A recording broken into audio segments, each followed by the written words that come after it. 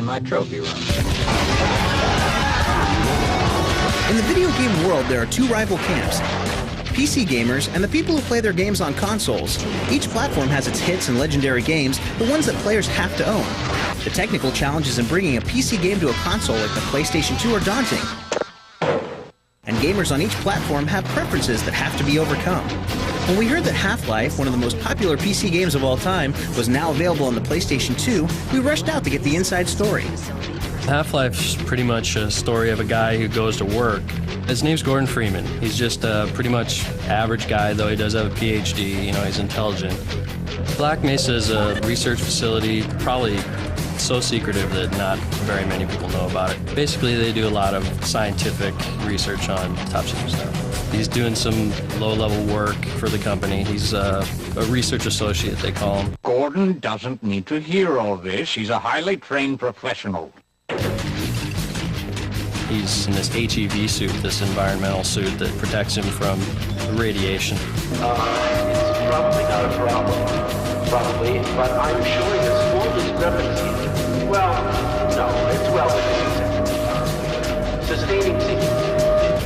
He actually inserts this new piece of material that they found on this other planet into this machine for research.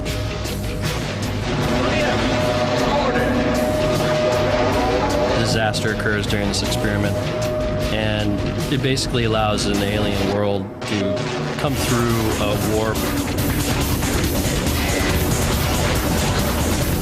Aliens start coming to the planet, especially all around their area. Sierra Online, the publisher of Half-Life, knew that the process of bringing the game to the PlayStation 2 was going to be tough. To help them, they turned to Gearbox, a veteran company that made their name making mods for Half-Life. Gearbox Software, they're actually a company down in Texas. They wanted to go ahead and get into the console market. Half-Life on PS2 is our first product on the console.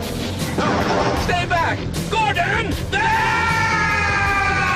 We wanted to take advantage of the PS2 and its high-powered graphics chip, and we were able to put in a lot higher poly models, put in higher textures, really just made the game look a lot nicer. And we were able to add another big piece of content to it that wasn't on the PC as well. There's a shortcut to the training area that will get you to the surface. Good luck. That bonus, which should appeal to the hardcore Half-Life fan, is a cooperative mode called Decay. Decay was developed specifically on the PS2. It's not available on the PC. And it's cooperative play where you play as a character, Gina, who was in the original story. You play along with another fellow scientist, and you have to run around and use the other player to actually solve some of the puzzles that you come across. You can't solve the puzzles on your own, so you have to use the other one cooperatively.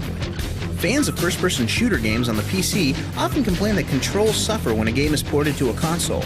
Sierra Online solved that problem with the PlayStation 2 in two ways. We wanted to make sure that we could come up with something that the player was going to have a lot of fun with. We found that putting a targeting system in would make things a lot easier on some people who may have a little bit of difficulty playing with the controller. So the targeting system you can use as long as you got your cursor over the enemy, press a button, and it'll lock on. Wherever he moves, you can shoot at him and not have to worry about aiming so precisely. Not only that, we took a few preset configurations that we thought worked really well, put them in the game, and we also allow the player to completely customize their configuration to however they like it. On the PC, Half-Life has more mods available than just about any game, and the mods will be coming to the PlayStation 2 as well. In fact, Underground viewers will be the first to get the latest Half-Life mod, Uplink, and it's only available on the PlayStation 2. Excellent.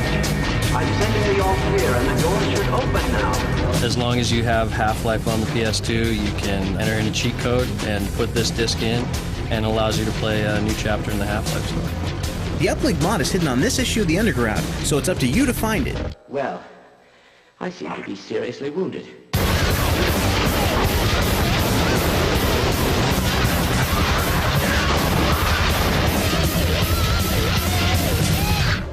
Can we do this later?